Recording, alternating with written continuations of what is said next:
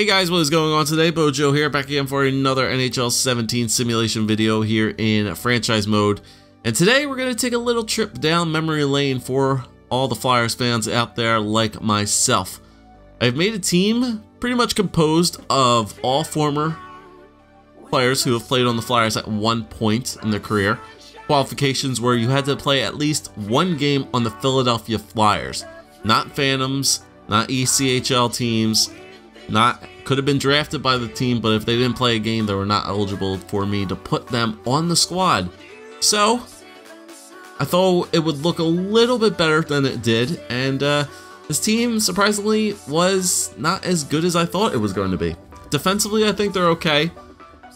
Top line offensively is pretty good. Goaltending is really good.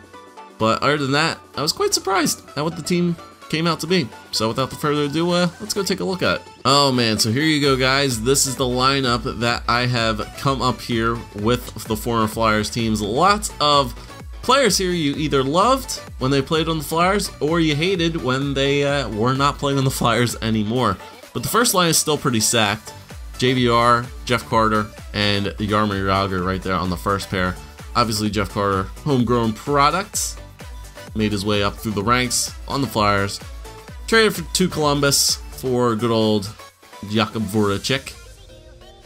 And then shipped to LA, where he won a Stanley Cup with this guy who we'll get to later. But JVR, second overall draft pick from the Flyers in 2006, right? Draft where we could have got Patrick Kane, but ultimately got screwed. And ended up trading JVR away to Toronto anyway, and where he's established himself pretty well up there. Not getting injured all too much anymore. Decent player. Still wish we had him, but he's doing fine up there in Toronto. And then Jaromir Jagr making his quick little pit stop in all of the Eastern Conference teams as he made his way back to the NHL. Second pair got two more kind of homegrown products here a little bit. Patrick Sharp on the left, Sam Gagner in the middle. And then Justin Williams on the right. Obviously Sharp and Williams, two homegrown products again for the Flyer system. And then Sam Gagner played with the team last year, had one heck of a year in Columbus this year. So good on Sam Gagner. Hopefully he earns himself another contract next year as well. Because if he played like he did in Columbus this year, he should be a pretty nice addition to the bottom six pairing for some team's offense. Third line, we got Hartnell down, Scotty Hartnell, Mike Richards, and Chris Versteeg. So we're flashing back to like what, 2009, 2010 Philadelphia Flyers squad with Scott Hartnell, Mike Richards, and Chris Versteeg on the squad. Even if you want to include Joffrey Lupul in that time frame as well, even Steve Downing too. Pretty much like the bottom six, other than Hubacek, is like the late 2000s of the Philadelphia Flyers teams with like Hartnell and Richards and Versteeg and Lupul, Steve Downing. Yeah, this Flyers team was very, very not fun to play against, with players like this who will chirp the living hell out of you, especially like Steve Downing for sure. Did not want to fight him. Dirty hitter, without any question, but you liked when he played for the team. You didn't like the hits that he threw, but he was definitely a Philadelphia type of player for sure. And then this guy you might not really recognize all too much. I didn't really recognize him at all. Peter Hubacek played for the Flyers at one point. Didn't know that, but still, nonetheless, just doing a quick review. Hartnell, playing in Columbus. Richards, he's a free agent. Versteeg, he was playing in where? Calgary this year, past year, I think, right? Yeah, he was in Calgary. Lupul, long-term injury reserve on the Maple Leafs. Steve Downing playing in the AHL for the... What AHL team was he playing for? Was he playing for Arizona's AHL team? I think he was playing for Arizona's AHL team. And then Hubacek is playing in the Sim League, I think? Or maybe the National League. I don't know. He's playing overseas, that's for sure. But that's what the offense looks like. Other than the first line, meh, mediocre. I think the third pair is good. The wingers on the second line are okay, but I think the first line is pretty good. Jeff Carter, you are going to have to pull the team's weight for sure. Looking at the defense, though. Bunch of guys who you definitely will remember. Dennis Seidenberg and Braden Coburn. Thank you for that first round pick in Radko Gudas, by the way. Thank you, Braden. Surprisingly enough, too, when I looked at Braden Coburn's stats, you wouldn't think Braden Coburn would be up there on the Flyers list of this achievements, but he's actually, I think, top 5, maybe even top like 10, if not top 5, top 10 He's played over like 400, close to 500 games with the Philadelphia Flyers, which is crazy to think about, that we had Braden Coburn for this long. I mean, we only traded him, what, 2 years ago to Tampa Bay? And I know he was definitely on the team when we made the run to the Stanley Cup Finals. So, yeah, like 5 years ago, he was only in, his late 20s. And the fact that we got a first, a third, and a player for Braden Coburn is truly remarkable, if you ask me, if I do say so. He really was. He was put in a role where I think people relied too much on him to be like a top 2 guy, and he was definitely not a top 2 guy. He's definitely more a really solid top 4 player, top 4 defenseman, and I think he really established himself there in Tampa. He's played very, very well. 6'5", 223. Respect to Braden Coburn, that's for sure. Lucas Pisa, drafted by the Flyers. I didn't really like him. Clearly, the guys in Vancouver really like him, right, Canucks fans? Luke Schenn, traded for him for JVR. That trade worked out well. And then Andre Mazzaros, when we got rid of him, he went to the Buffalo Sabres, and he played like crap. But he was a pretty decent pairing with Coburn, if I can remember correctly. Mazzaros and Coburn were a very, very good defensive pair when we had those runs in those playoffs. And then Nate Gennon, he played for the Flyers at one point.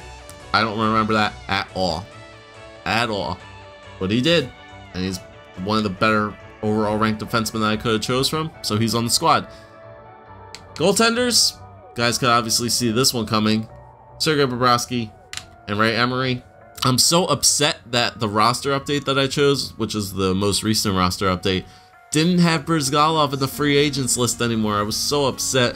I really wanted to see what a combination of Sergei Bobrovsky and Ilya Brizgalov back together kind of would have been able to do. That would have been really, really interesting to put both Brizgalov and Bobrovsky back together again to see what kind of a tandem they could have gone in here in this simulation. But we'll run with Bob and Razor. We'll see how good they do. Scratch players, I think a bunch of the other scratch players are in the AHL, so I'll show you guys really those quickly before we move on. Danny Savret, I hate you. Bruno Gervais, signed him, played on the team for a couple years. Not a couple years, like 1 year. Alexander Picard was drafted by the Flyers, played for them a couple times. If we go to roster moves and take a look at some of the players who I also added here in the squad, nobody on center. Left wingers, Patrick Thorson, who you guys might know as one of the speedier players in Hutt. He played for the Flyers at one point, didn't know that. RJ Bumberger, one of the worst trades ever, trading back for him for Hartnell. I mean, the contract was nice. He's not on the team anymore. He got his butt bought out, and he's enjoying his nice little buyout contract payday. Who else? Andreas Nodal was a draft pick from the Flyers in 2006. Played on the team for a little bit. And I think that's it for left wingers. Any right wingers? Ryan White, as I mentioned, played the previous year. Got traded to Minnesota, right? I think in the Martin Hansel deal. So he was there. I could technically use Colin McDonald if I wanted to. And then nobody here in the defenseman. Yeah, nobody there in defenseman, and then no other goaltenders. So that's what this team looks like. Very, very interestingly built.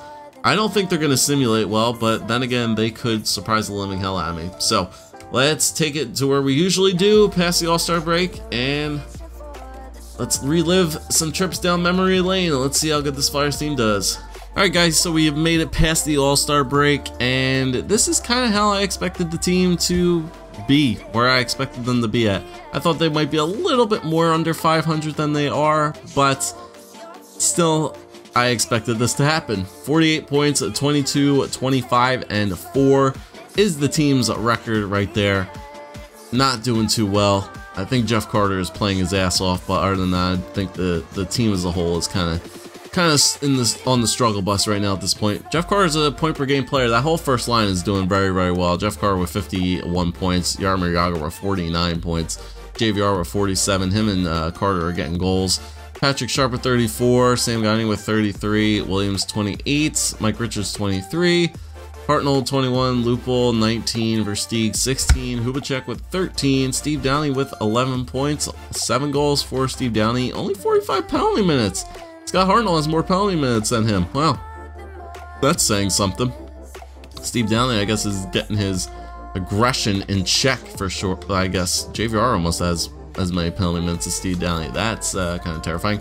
Brady Coburn with 10, Seidenberg 9, Mazaris with 7, Spiza and Shen both have 6, and then Nate Gennon has 3 points. All those guys are penalty minutes. 3+ players though, which is nice. And how's Bob and Razor doing? Bob is not doing great. Razor has a positive win-loss ratio, but Bobrovsky, yeah, it looks like he's having one of those gears where he plays really well and then he has a bad, then he plays pretty bad. Then he plays pretty good, then he plays pretty bad. There's their save percentages right there and their shutouts. So I don't expect this Flyers team to make the playoffs at all at any point, but I'm interested to see if that top line will still get around a point per game player. So I'm expecting Carter to get upper 70s, maybe 80 points on the year. Maybe same thing with Yager and JVR. So we're going to continue to simulate here, and we will see how this Flyers team will end up the year. Alright guys, so I simulated 1 day 2 extra here. I know you guys probably got worried because you saw the playoff brackets there. The Flyers unfortunately did not make the playoffs, but they finished a lot better than I expected them to. They finished a hell of a lot better. They finished with, where are they at? They finished with 91 points, a record of 42, 33, and 7. They pretty much they had the exact same record as the New Jersey Devils. Pittsburgh got one of the wild card spots with 98 points, and the Detroit Red Wings got the other one with 94. So we only were 3 points away from a playoff spot. That's pretty crazy. I think the reason that the Flyers, this little former Flyers team, did so well there at the back end of the season, I would have to think that because a lot of these players are older age, I think the poise definitely played a factor into it. A lot of these guys definitely probably have really good poise stats, especially guys like Carter and Yager that are up there in age. JVR probably has some good poise in there too, but like Williams and Hartnell and Richards and Versteeg, Lupul, even probably Hubacek, probably even the defensemen, they probably all have some really good poise stats. So that's probably one of the reasons that they played really well, and as expected, Jeff Carter finished above a point per game player, 83 points, almost a 40 goal scorer. Him and JVR up in the 30 goal range, which is really nice to see. Yager with 73 points, that's a fantastic year for him. 68 points for JVR, 61 for Sam Gagne. I mean, if you can get that out of him, hell, he's definitely worth whatever you're paying him for. Patrick Sharp with 56 points, Justin Williams with 53, 20 goals for him, 36 for Hartnell, 35 for Richards, 29 for Versteeg, 25 for Lupul, 21 for Hubacek, and 19 for Steve Downey. He ended up finally beating Hartnell in the penalty minutes category, so attaboy Steve. Defenders, Coburn was our best defender with 16 points. All of our defense finished plus players too, which is surprising. Seidenberg with 13, Spiza with 11, Mazaris with 10, Gennon with 9, and Shen with 6. And then the goaltenders, Bob, I think, played a hell of a lot better on the back end. Same thing with Emery, yes he did. Bob finished with a positive record, 27-25, 2.38, 6 overtime and 6 shootout losses. Both goalies had the same save percentage of .923. Bob had 6 shutouts, Razor had 4 shutouts. Emery finished 15-8 with a 2.44, so he kind of played the way he needed to play. Bob got 2 assists, and yeah, team surprised me a bit. Only 3 points out of a playoff spot? Hey man, I'll take that. So, I mean, looking at the lines, I mean, former Flyers players can definitely get it done. Flyers do have a knack of the flair for the dramatic, I guess you could say, definitely near the back end of seasons from time to time. And this team gave the NHL a run for their money. They definitely have it in them. They got that Philly pride still somewhere deep in their hearts that they would like to make a return to Philadelphia and give one more game in there for sure. But yeah, it was a nice little experiment, and honestly they did play pretty fine. And just looking at all these players, once again, just reminds me of players who I still wish we had on this team. Like, just for example, I wish Bob was still here. I mean, if Coburn wasn't getting paid that much, and I wouldn't mind having Braden Coburn still here. Steinberg, no, he's way too old. Mazaros, nobody else other than Coburn, maybe on defense. And then on the forward pair, I mean, if Lupul wasn't injured and still playing really well, I wouldn't mind having Joffrey back. Richards, obviously, if he was playing a lot better and didn't get, you know, screwed up himself. If Gagne can put up point totals like that, for sure. Patrick Sharp, wouldn't mind that either. JVR, for sure. Jeff Carter, definitely for sure.